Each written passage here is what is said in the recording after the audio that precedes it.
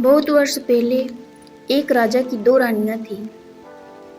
बड़ी रानी शोभा बहुत अच्छे स्वभाव की दयावान स्त्री थी। छोटी रानी रूपा बड़ी कठोर और दुष्ट थी। बड़ी रानी शोभा की एक पुत्री थी, नाम था देवी। रानी रूपा के भी एक बेटी थी, नाम था तारा। रानी रूपा बड़ी चालाक और महत्वाकांक्षी स्त्री थी। वह चाहती थी कि राजा की सत्ता उसके हाथ में रहे। राजा भी उसे दबा हुआ था। रानी रूपा बड़ी रानी और उसकी बेटी से नफरत करती थी।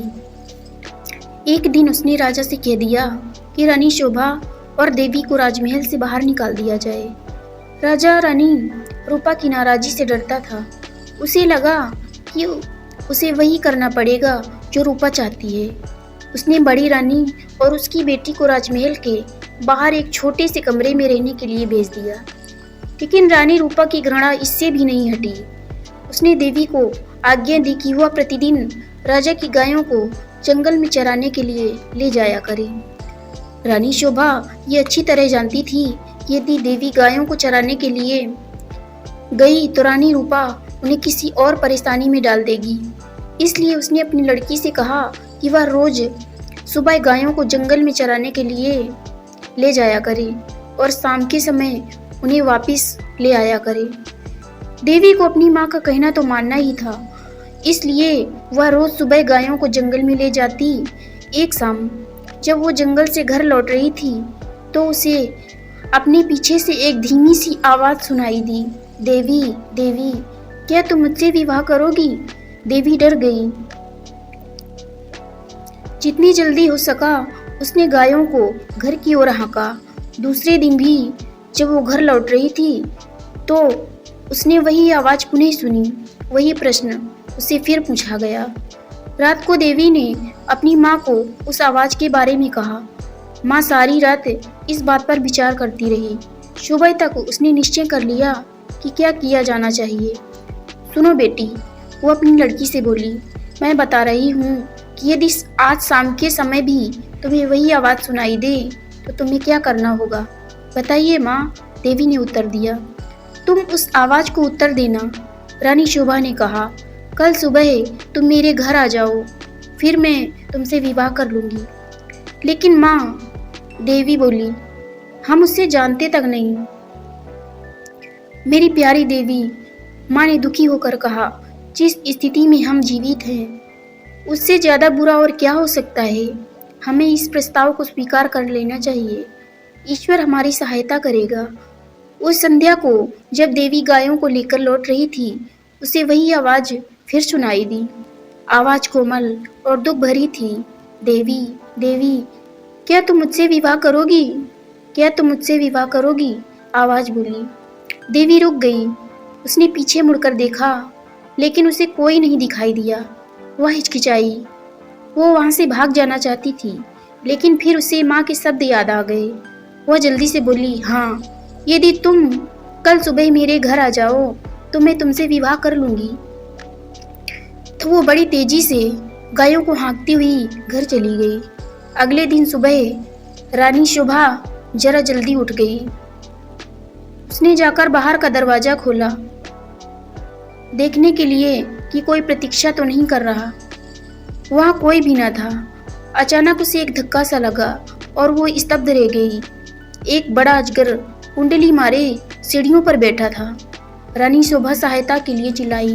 देवी और नौकर भागे भागे आए कि क्या बात है। तभी एक आश्चर्यजनक बात हुई। अजगर बोला, नमस्कार। उसका स्वर बहुत विनम्र था। मुझे निमंत्रित किया गया था, इसलिए मैं आया हूँ। आपकी लड़की ने मुझसे वादा किया था कि यदि मैं सुबह घर आ सकूं तो वो मुझसे विवाह कर लेगी। मैं इसलिए आया हूँ। रानी शोभा की समझ में नहीं आ रहा था कि वो करे तो क्या करे। उसे तो यही आशा थी कि किसी दिन कोई सुंदर नौजवान उसकी लड़की से विवाह करने आएगा। उसने ये कभी नहीं सोचा था कि वो अजगर होगा। एक नौकर भागकर रानी रूपा के पास गया और उसने सारी घटना बतला दी। रानी ये सुनकर प्रसन्न हुई।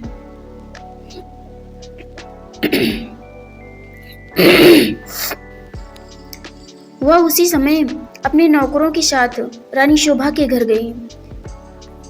यदि राजकुमारी देवी ने किसी के साथ विवाह का वादा किया है, वह बोली, तो उसे अपना वादा अवश्य निभाना चाहिए। रानी होने के कारण ये देखना मेरा कर्तव्य है कि वो अपना वादा पूरा करे। उसी दिन विवाह हो गया। रानी शोभा और देवी के लिए ये कोई प्रसन्नता का समय नहीं था, लेकिन इतने दुर्भाग्य सहने के बाद वे किसी भी प्रकार की विपत्ति का सामना करने को तैयार थी। विवाह के पश्चात अजगर अपनी पत्नी के साथ उसके कमरे में गया।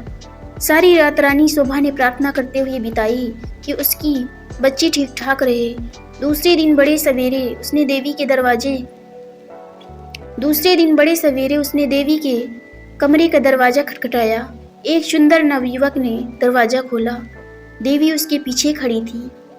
मैं आपको कह नहीं सकता कि मेरी जान बचाने के लिए मैं आपका और देवी का कितना आभारी हूँ, वह नवयुवक बोला। मैं एक सांप के कारण अजगर बन गया था।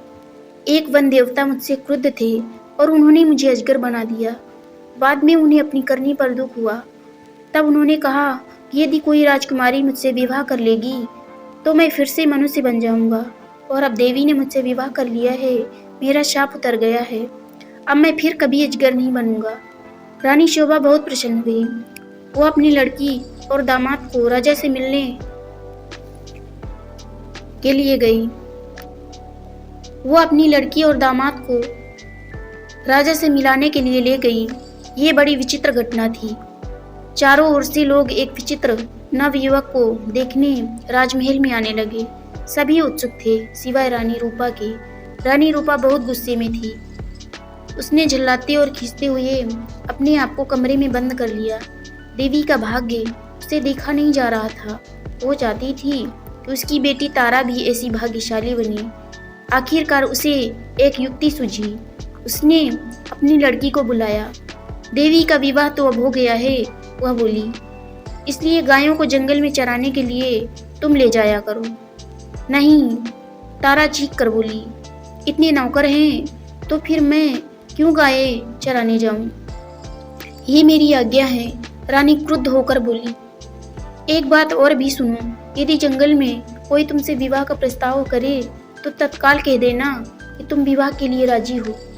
यदि वो अगले दिन सुबह हमारे घर आ जाए। तारा माँ की इस योजना से भयभीत हो गई। वह गायों को जंगल में नहीं ले जाना चाहती थी। वह खूब रोई, लेकिन रानी फिर भी नहीं पिघली। तारा को उसकी आज्ञा माननी पड़ी। तारा रोज सुबह गायों को जंगल में चराने के लिए ले जाती और फिर शाम के समय वापस ले आती, लेकिन उसने एक बार भी जंगल में किसी तरह की आवाज़ नहीं सुनी जो ये कह रही हो, क्या तुम मुझसे विवाह करोगी? फिर भी रानी निराश नहीं हुई। जंगल में कोई अजगर तो था नहीं जो तारा से विवाह का प्रस्ताव करता, इसलिए उसने खुद अजगर ढूंढने का निश्चय किया। उसने अपने नौकरों को एक अजगर लाने की आज्ञा दी। बहुत खोज करने पर काफ़ी दिनों पश्चात उन्हें एक बहुत बड़ा अजगर मिला। उसे पकड़कर वे राजमहल में ले आए। आखिरकार रानी का अभिप्राय पूरा हो गया और उसने तारा का विवाह इस अजगर से कर दिया। अब रानी को संतोष हुआ। विवाह की रात तारा तथा अजगर को एक कमरे में बंद कर दिया गया। रानी अधीरता से सुबह की प्रतीक्षा कर रही थी। रानी रूपा ने सवेरे सवेरे ही लड़की के कमरे का दरवाजा खटखटाया, लेकिन कोई उत्तर न मिला। उसने जरा और जोर से दरवाजा खटखटाया, लेकिन दरवाजा तब भी न खुला। रानी से और प्रतीक्षा न की गई और उसने धक्का देकर दरवाजा खोल दिया। मोटा अजगर जमीन पर पड़ा हुआ था, लेकिन तारा का कहीं पता नहीं था। रानी चीख पड़ी। महल में सभी ने उसका चीखना सुना। राजा और नौकर भागे आए कि क्या बात है, राजकुमारी कहाँ है? सब चिल्लाए। वह तो अजगर के पेट में होगी, रसोइया बोला। देखो वो कितना मोटा हो गया है। रानी अब बड़ी जोर जोर से रोने लगी। राजा भी रोने लगा। रसोइया अपना सबसे बड़ा चाकू ले आया। वह बोला, यदि वो अब तक जीवित हुई तो मैं राजकुमारी को बचाने की कोशिश करूंगा। उसने अजगर का पेट चीर डाला। तारा अच्छी भली जीवित थी। रसोइये ने उसे बाहर खींचा। वो चीख मारकर अपनी माँ की तरफ भागी। अजगर की मृत्यु हो गई और साथ में रानी रूपा की इस इच्छा की भी तारा का विवाह देवी की तरह किसी योग्य और संपन्न नव युवक से हो।